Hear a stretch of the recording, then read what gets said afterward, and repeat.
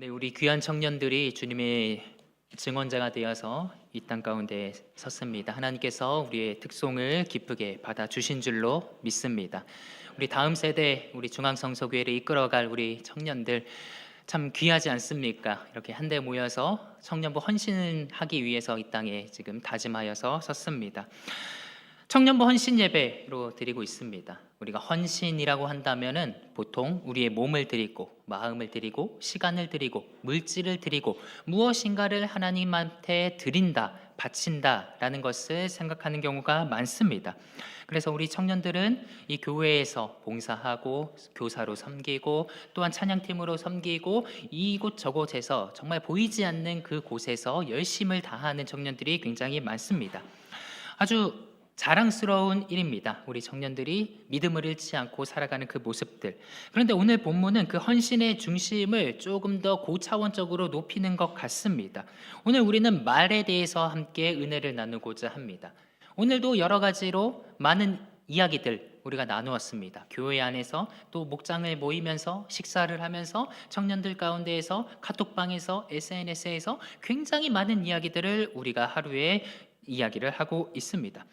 혹시 우리 청년 여러분 하루 동안 오늘 지금 하루 동안 어떤 말들을 했는지 혹시 기억이 나십니까? 내가 내뱉은 말에는 어떤 말들이 있을까요?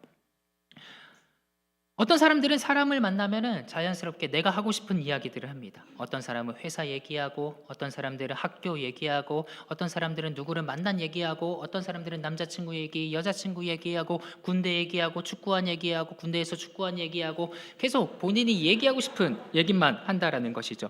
힘든 일이 있으면 힘들다고 얘기하고, 지치면 지친다고 얘기하고, 퇴사하고 싶다고 얘기하고, 네, 우리 청년들의 모습들 뿐만이 아니라 우리 장년들의 모습도 마찬가지 아니겠습니까? 좋은 일이 있으면 신이 나서 말을 하고 이런 모습들 보면서 가만히 보면은 우리 모든 사람들은요 이렇게 말을 통해서 자신의 삶을 해석을 하고 입으로 꺼내는 것처럼 보입니다. 그런 점에서 우리는 어떠한 의미에서 모두 다 증언자라고도 할 수가 있을 것 같아요. 입술은요, 이 우리의 꺼내는 말은요, 마음의 중심을 가리키고 있습니다. 그래서 우리가 어떤 것에 붙들려 있는지는 우리가 어떤 말을 하고 있는지를 보면은 나옵니다. 잠언은 이렇게 얘기하고 있어요. 잠언 4장 23절과 24절을 보시면은요, 모든 지킬 만한 것 중에 더욱 내 마음을 지키라. 생명의 근원이 이에게서 남이라 이야기하고 구부러진 말을 내 입에서 버리며 비뚤어진 말을 내 입술에서 멀리하라. 이렇게 얘기하고 있습니다. 이 잠언은요 놀랍게도 이 입술과 마음을 따로 구분해서 분리해서 두지를 않고 있어요. 왜냐하면은 우리가 마음이 흔들리면은 입술이 흔들리고 중심이 어그러지면은 입술의 증언이 계속 흔들리기 때문입니다. 이 말이 무엇입니까? 우리는 생각하는 대로 보고 싶은 대로 내뱉는다라고 하는 것이죠.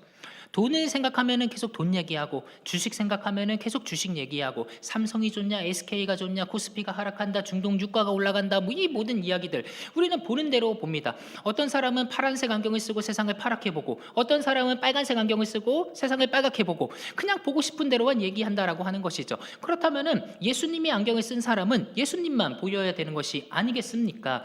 우리는 예수님의 안경을 쓰고 예수님처럼 생각하고 말씀대로 살아가는 그리스도인이라고 하는 것입니다. 이렇게 무엇을 중심을 두고 사느냐에 따라서 현실이 다르게 보인다라고 하는 것이죠. 오늘 헌신 예배를 드리는 우리 청년들에게 먼저 묻고 싶습니다. 여러분들은 무엇을 보고 무엇을 좋아하고 무엇을 마음에 두고 계십니까?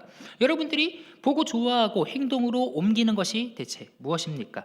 오늘 우리는 본문을 통해서 우리의 말이 무엇을 증언하고 있는지를 함께 살펴보고자 합니다. 오늘 본문 누가복음 24장 48절의 말씀 우리가 읽었습니다. 이 말씀은요 37장 36장부터 계속 진행되는 또한 예수님의 부활로부터 이루어지는 누가복음의 마지막 이야기들을 장식하고 있습니다.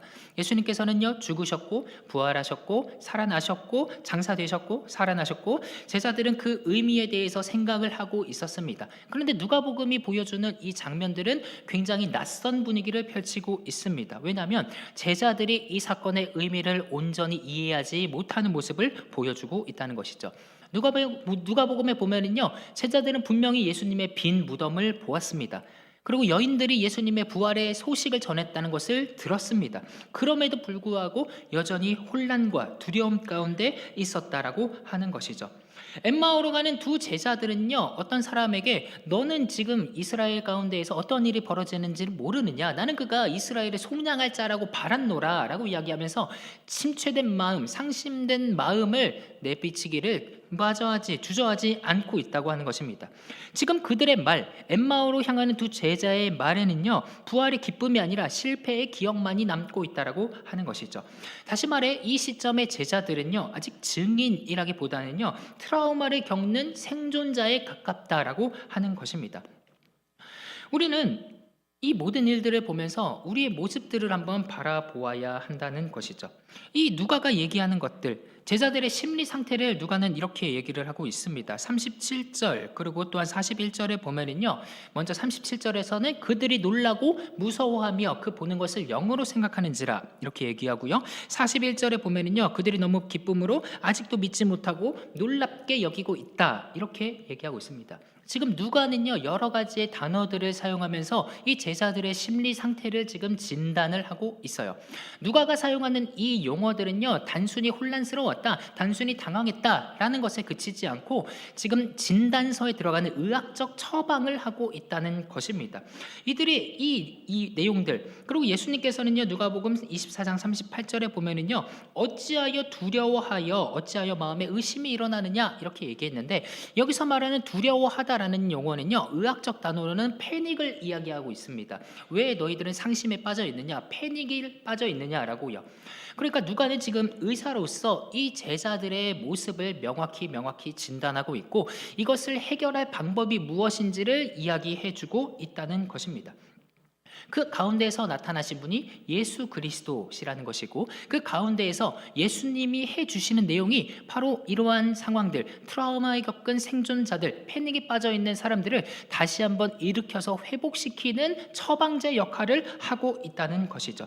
그렇기 때문에 예수님은 단순히 내가 살아났다라는 것을 알리시기 위해 제자에게 나타나는 것이 아니라 그들을 세우시고 증언을 할 수 있는 증언자의 자리까지 올리시기 위해 제자들에게 방문하셨다라고 하는 것입니다. 우리는 어떻습니까? 우리 청년들은 언제 어디서 예수님을 만나셨습니까? 우리 장년분들도 한번 생각해 보십시오. 내가 예수님을 깊게 만났던 시점이 대체 언제였는지, 그때를 말입니다. 제가 이런 질문들을 하면은요, 우리 청년들은 대다수 이렇게 얘기합니다. 수련회 때 예수님을 만났습니다. 뜨겁게 찬양하다가 예수님을 만났습니다. 말씀을 듣다가 예수님을 만났습니다. 기도하다가 예수님을 만났습니다 라고요. 그 모든 것들은요, 정말 소중한 경험들입니다. 하나님께서 그 순간에 터치하셔서 그 마음 가운데 들어와 주시고 마음을 움직여 주시고 그리스도인으로 살아갈 수 있도록 인도해 주셨다라고 하는 것이죠. 그런데 그것이 끝이 아니다라는 것을 우리는 생각해 보아야 합니다. 우리는 2월달 마지막 주에 청년부 동계 수련회를 진행했습니다. 이 가운데에서 이 앞에 깔아놓고요, 뜨겁게 무릎 꿇고 기도하고 눈물도 흘리고 열심히 셀레브레이션도 하고 열심히 놀았습니다. 그 가운데에서 우리 가운데 새롭게 피어나는 마음들도 있을 것이고 주님께서 주시는 마음들도 있었을 것입니다. 그리고 한 주, 두 주가 지났습니다. 그 모든 마음들이 지금 마음 한편에 남아 있습니까? 혹은 새로운 것으로 돌아갔습니까? 또 이 모든 기간 동안에 우리는 새 학기가 시작되었습니다. 또 새로운 사람들을 만났습니다. 이 모든 일들 가운데 그 수련회 때의 기억은 점차 흐릿해지고 새로운 현상과 삶 가운데서 우리가 살아간다고 하는 것이죠. 그렇다는 것은 우리는 그 발자국에서 한 발자국을 더 나아가야 된다는 것입니다. 예수님을 만난 그 경험이 끝이 아니라 거기서부터 한 발자국을 더 나아가는 것이 필요한데, 그것이 뭐냐? 예수님을 만난 그 경험을 성경으로 바르게 이해하는 것이다 라고 하는 것입니다. 예수님께서는 제자들을 만나셨습니다. 그리고 제자들이 예수님을 보고 패닉에 빠져 있었습니다. 그리고 제자들은 예수님을 보고 어안이 벙벙해 있어서 예수님이 직접 그 제자들 앞에서 움직이십니다. 자신이 살아있는 것을 보여주십니다. 그런데도 제자들이 믿지 않자 고기를 달라고 그러겁니다. 그래서 구운 생선을 드시고서는 말씀을 하시죠. 생선 잘 구웠네. 이거 누가 구운 거야? 이렇게 얘기하셨습니까? 아닙니다. 놀랍게도 예수님은 그 모든 일들을 다 마치시고 무엇을 하셨냐? 성경을 읽으셨습니다. 그리고 성경을 해석해 주셨습니다. 그리고 제자들에게 이 성경의 내용이 무엇인지를 분명하게 말씀해 주셨다라고 하는 것입니다. 그들은 왜 그렇습니까? 이 사건을 보는 눈이 없었던 것이 아닙니다. 이 사건을 해석하는 그 마음의 중심이 부족했기 때문입니다. 그들이 흔들리고 그들이 어려웠고 그들이 이 낙심하고 있었던 것은 이것을 어떻게 해석해야 될지를 몰라서였다라는 것이죠. 그래서 예수님께서는 44절에 보면은요, 이렇게 얘기를 하고 있습니다. 누가복음 24장 44절의 말씀 같이 한번 읽어보겠습니다. 시작. 또 이르시되 내가 너희와 함께 있을 때 너희에게 말한 바 곧 모세의 율법과 선지자의 글과 시편에 나를 가리켜 기록된 모든 것이 이루어져야 하리라 한 말이 이것이니라 하시고. 아멘. 예수님께서는 이 성경의 말씀들을 가리켜서 바로 나에 대해서 기록된 것이다 라고 이야기합니다. 누가복음에 보면은요, 예수님께서는 제자들에게 내가 죽어야 하고 부활해야 한다, 3일 만에 부활해야 된다라는 말을 2번이나 반복해서 말씀해 주신 경우가 있습니다. 그러니까 제자들은 예수님과 함께 생활하면서 예수님께서 나는 죽어야 해, 그러나 부활해야 돼 라는 얘기를 무려 2번씩이나 들었다라는 것이죠. 그렇다고 한다면 이 사건이 발생했을 때 제자들은 그것을 이해했었어야 되는데 이해하지 못했다라고 하는 것입니다. 왜냐? 그들 가운데 성경을 어떻게 해석해야 될지 몰랐기 때문입니다. 왜 몰랐습니까? 그들이 읽고 있었던 성경은 예수님을 이해할 수 없는 성경이었기 때문이에요. 다시 말씀드립니다. 구약 성경만을 가지고서는 예수님을 명확하게 이해할 수가 없습니다. 그러면 예수님을 어떻게 이해해야 됩니까? 예수님의 시각으로 구약 성경을 다시 한번 들여다봐야 된다는 거예요. 왜 그런 일들이 벌어지냐? 이 유대인들의 모습을 보면 됩니다. 유대인들의 성경책은 구약 성경뿐입니다. 그리고 그 구약 성경에 오실 메시아에 대해서 기대하고 기다리고 있습니다. 지금도 마찬가지로요. 지금도 예수님을 하나님의 아들이라고 고백하지 않고 메시아로 고백하지 않고 하늘에서 내려오실 메시아를 바라고 있습니다. 그 메시아가 누굽니까? 내가 원하는 메시아를 지금도 기다리고 있다는 거예요. 로마로부터 독립할 메시아, 또한 지금 21세기에서는 이 전쟁의 공포로부터 구원할 메시아, 한 번에 모든 것들을 끝장낼 메시아를 지금도 기다리고 있다는 것입니다. 제자들 역시도 구약 성경의 마스터였어요. 구약 성경의 대가였습니다. 어렸을 때부터 구약 성경을 들었고 암송했고 묵상했고 심지어 외우고 집안에서 토론하고 그 구약 성경에 1.1획도 틀리지 않도록 살아가고자 했던 사람들이 제자들이었다라는 거예요. 그런데 제자들도 구약 성경을 이해하지 못했다라는 것입니다. 왜냐? 그들 가운데 예수님이 없었기 때문에. 그래서 예수님께서는 다시 한번 말씀해 주시는 것이죠. 이 구약 성경에 기록된 모든 것들이 무엇을 얘기하고 있는 줄 아니? 바로 나를 가리켜서 이야기하고 있는 거야. 그래서 예수님께서는 24장 45절에 이렇게 말씀을 하시죠. 45절 한번 띄워주시겠어요? 같이 한번 읽어봅시다. 시작. 이에 그들의 마음을 열어 성경을 깨닫게 하시고. 여기서 누가는 예수님께서 마음을 여셨다라고 표현했습니다. 이 여셨다라는 단어 역시도 의학 용어입니다. 이것을 그냥 단순히 연 것이 아니라 제자들의 상태를 지금 진단서처럼 쭉 써내려왔고 이것을 어떻게 하면은 회복하고 나아갈 수 있을지에 대해서 처방을 제시하셨다라고 하는 것입니다. 막힌 것을 열고 다친 것을 풀고 굳어져 있는 상태를 다 치료하기 위해서 마음을 열어 제끼셨다. 마치 아이가 어머니의 배에서부터 세상 밖으로 문을 열고 나오듯이 이 예수님께서 제자들의 굳은 마음을 열어 제끼셨다라고 하는 의학 용어를 지금 누가가 쓰고 있다라는 거예요. 그래서 예수님은 이 제자들을 충격에서 회복시키는 것을 넘어서 성경을 바로 보게 하시고 세상을 올바르게 이해할 수 있도록 지금 가르쳐 주셨다라고 하는 것입니다. 예수님께서 제자들을 만나서 가장 먼저 하신 일, 바로 성경이 무엇을 말하고 있는지에 대해서 이야기한 것입니다. 예수님께서 말한 그 성경의 내용이 무엇이냐? 46절과 47절에 보면은요, 또 이르시되 이같이 그리스도가 고난을 받고 제3일에 죽은 자 가운데에서 살아날 것과 또 그의 이름으로 죄 사함을 받게 하는 회개가 예루살렘에서 시작하여 모든 족속에게 전파될 것이 기록되었다. 이렇게 얘기합니다.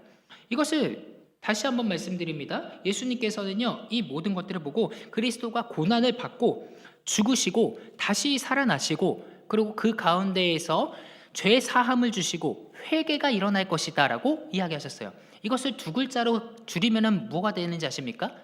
복음입니다. 복음. 예수님께서는 지금 복음을 제자들에게 제시하고 계시는 거예요. 그리고 이 모든 일들을 마치신 후에 48절에서 예수님께서는 제자들에게 이렇게 얘기하시는 것입니다. 같이 읽겠습니다. 시작.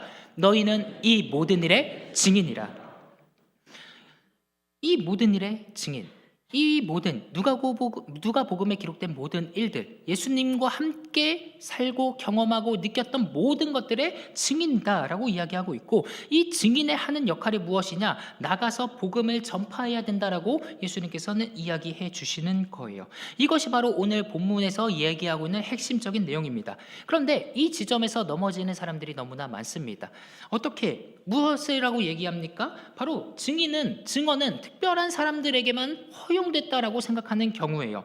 청년들은 이렇게도 생각할 수 있습니다. 어떤 청년은 나는 아직 성경의 말씀을 잘 모르니까 예수님을 말할 수 없습니다. 또 어떤 청년은 아직 내 삶이 정리가 되지 않았고 내가 불안하고 내가 정말 우울한데 어떻게 내가 증언대에 설 수 있겠습니까? 또 어떤 청년은 나는 원래 말주변도 없고 좀 내향적이라서 그런 일은 잘 안 맞는다고 얘기할 수도 있습니다. 그런데 이 모든 일들은 어떻게 보면 겸손한 말인 것처럼 보이지만 오늘 본문에 비추어 본다면 전혀 맞지 않는 얘기라는 것을 우리는 발견해야 된다는 것입니다. 이것은 나는 부족하다라는 겸양의 고백이 아닙니다. 왜냐하면 이 이야기들, 나는 아직 부족해요, 나는 좀 더 배우고 할게요, 좀 준비되면 할게요 라고 하는 얘기는 증언의 출발점을 예수님으로 삼는 것이 아니라 나의 준비 상태에 두기 때문에 잘못되었다고 얘기할 수밖에 없습니다. 그런데 예수님은 우리에게 그렇게 얘기하신 것이 아니었죠. 오늘의 본문을 다시 한번 살펴봅시다. 예수님께서 어떤 사람들을 만나주셨습니까? 흔들리는 제자들에게 만나주셨습니다. 예수님은 그 제자들을 가리켜서 두려워하고 있느냐, 패닉에 빠져 있느냐라고 이야기했습니다. 이 제자들 완벽한 사람들이 아닙니다. 예수님의 부활하신 소식을 듣고서도 마음이 흔들렸던 사람입니다. 바로 그들에게 예수님은 말씀해 주셨다라는 것이죠.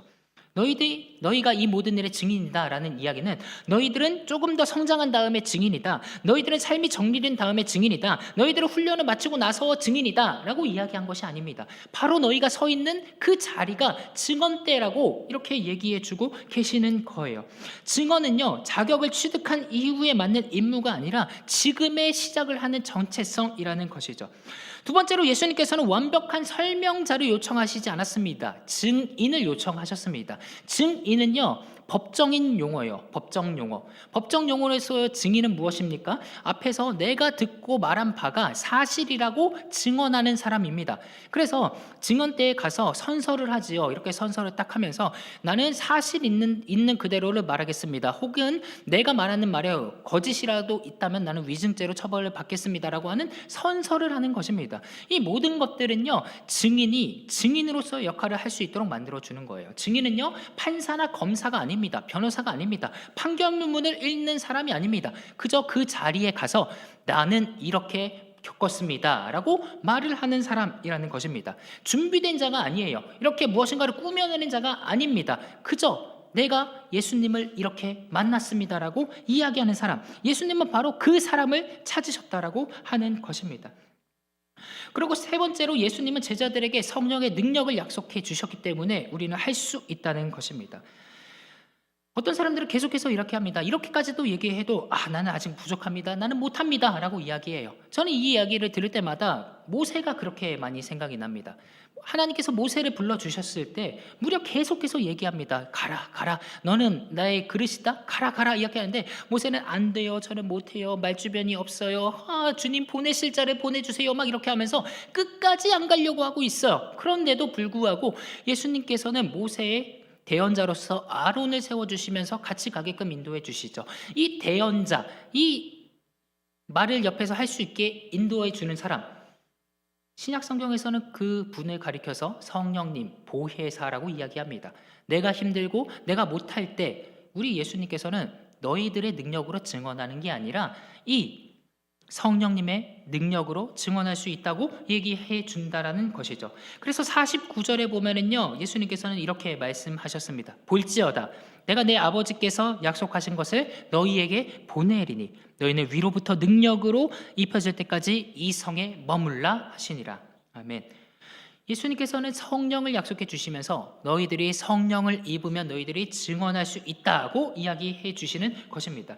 증언은 어떤 언변이나 준비됨이나 성격이나 자신감이나 완성도에 있는 것이 아니라 그저 나에게 능력을 주시는 안에서 내가 말을 하는 것에 나타난다라고 하는 것이죠.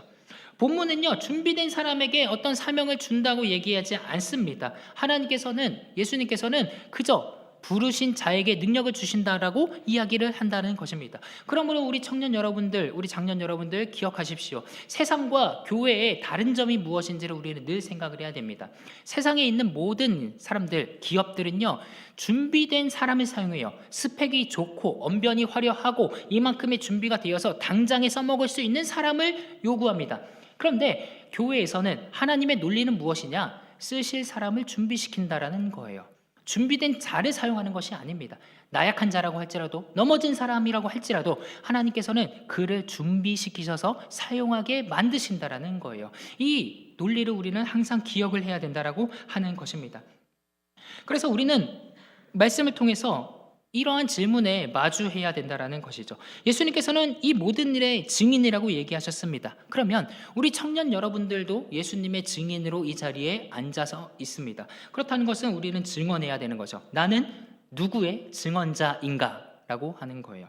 내가 하루 동안에 가장 많이 얘기하는 것은 무엇인가? 회사 얘기하는가? 힘든 얘기하는가? 친구 얘기하는가? 연애 얘기하는가? 군대 얘기하는가? 군대에서 축구한 얘기하는가? 이 모든 이야기들, 우리 입에서 반복해서 나오는 말이 있다면 우리는 그게 나의 중심이 될 가능성이 굉장히 높습니다.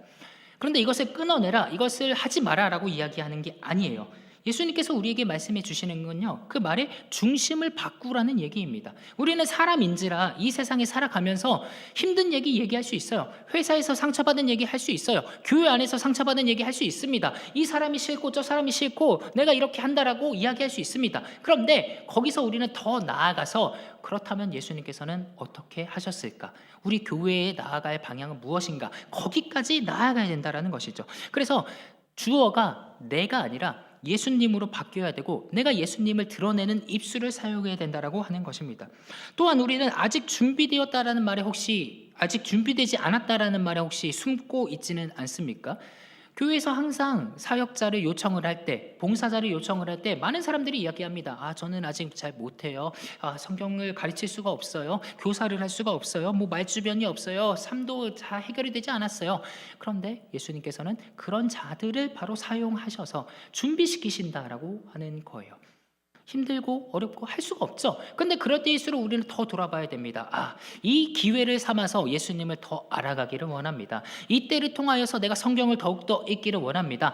이것을 통하여서 하나님께서 나에게 해주시는 말씀이 있는구나. 우리는 그렇게 보고 순종하고 그 부르심에 응답해야 되지 않겠습니까? 그러므로 우리에게 필요한 것은 내가 완벽한가가 아니라 나는 주님의 부르심 앞에 순종하고 있는가를 점검해야 된다라고 하는 것입니다.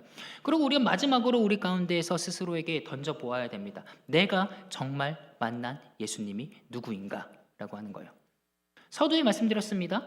누구는 파란색 안경을 끼고 세상을 파랗게 봅니다. 누구는 빨간색 안경을 보고 세상을 빨갛게 봅니다. 그리스도인들은 예수님의 안경을 쓰고 예수님으로 보는데, 그 예수님의 안경이 삐딱해져 있다면 우리는 과연 올바른 예수님으로 세상을 볼 수가 있겠습니까? 그 삐딱한 안경을 썼는지 안 썼는지 우리가 점검할 수 있는 방법이 있습니다. 그것이 무엇이냐? 성경을 보는 거예요. 성경에서 예수님을 발견해내는 거예요. 성경을 예수님의 마음으로 읽어가는 것입니다. 누구는 이렇게 얘기합니다. 성경을 읽다가 레위기에 들어갔는데 대체 집안에 곰팡이가 슬면은 집을 허물어라 라는 얘기가 나하고 무슨 상관인지 모르겠다. 성경에 보면은 문어는 먹지 말라, 오징어 먹지 말라, 까마귀는 같이 하지 말라, 이런 얘기들이 있는데 나는 그게 대체 무슨 얘기인지 모르겠다. 대체 이게 나와 무슨 관계가 있느냐, 예수님과 무슨 관계가 있느냐, 이런 얘기들 하고 있습니다. 관계가 왜 없습니까? 관계가 있죠. 예수님의 시각으로 보면은 우리는 이해할 수 있습니다. 그게 무엇이냐?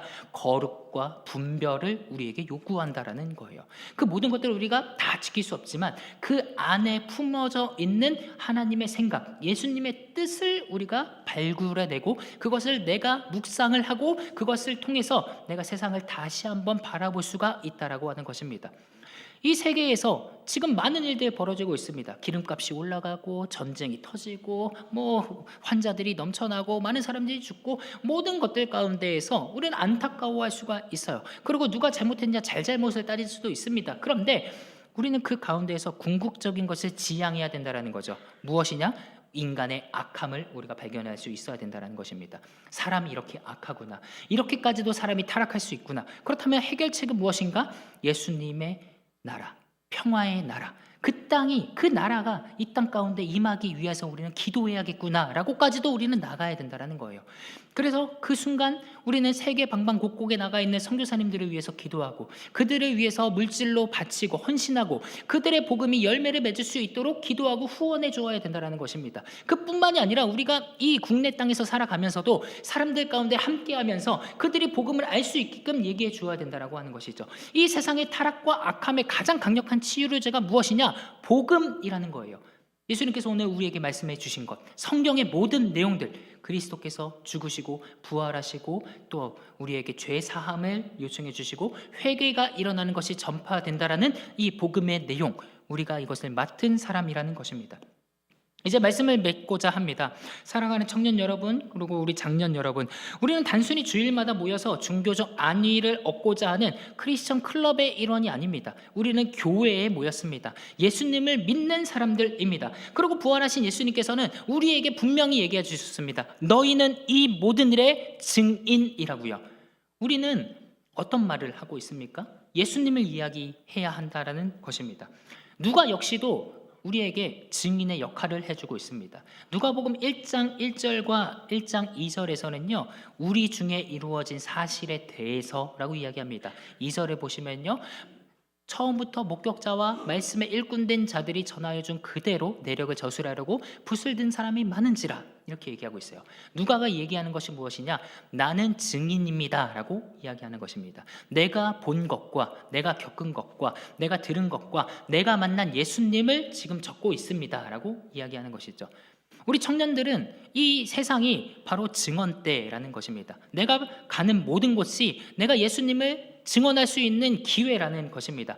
회사에 가면 회사가 증언대가 되는 것이고, 또 학교에 가면 학교가 증언대가 되는 것이고, 그 모든 것들이 내가 어디에서 무엇을 증언할지에 대해서 시험할 수 있는 장소라고 하는 것이죠. 따라서 나의 모든 중심을 예수님으로 맞춰놓고 증언해야 된다라고 하는 것입니다. 세상은 우리 가운데에서 늘상 거짓 증언을 강요합니다. 너희들은 힘들어, 너희들은 할 수 없어, 너희들은 내가 보살펴줘야 돼, 이 세상은 망했어, 절망뿐이야, 불안하다고 얘기해. 이 모든 것들을 우리에게 강요하고 있습니다. 그러나 우리는 거기서 잠식되면 안 된다는 것이죠. 돈이 없으면 불행하다, 성공하지 못하면 끝이다, 너는 가치가 없다, 그런 모든 말에 현혹되지 마시고 우리는 예수님만을 증언한다, 그 이야기를 우리 가운데 품어야 된다라고 하는 것입니다. 우리는 예수님의 죽으심과 부활, 그리고 죄사함의 복음이라는 진짜 뉴스를 들고 있습니다. 그 이야기를 가짜 뉴스가 만연한 세상 가운데 전파해야 되지 않겠습니까? 말의 중심을 나로부터 예수님으로 옮기는 우리 모두가 되기를 간절히 소망합니다. 사도행전의 마지막은 바울이 하나님의 나라와 예수 그리스도에 대한 것을 담대하게 거침없이 전하더라 라고 끝납니다. 우리의 인생의 족적 역시도 하나님의 나라와 예수 그리스도에 대한 것을 담대하게 거침없이 전하길 간절히 소망합니다. 내 인생의 중심을 예수님께로 향하고 언제나 예수님을 생각하고 언제나 하나님의 뜻을 구하는 저와 여러분 되기를 간절히 소망합니다. 기도하겠습니다.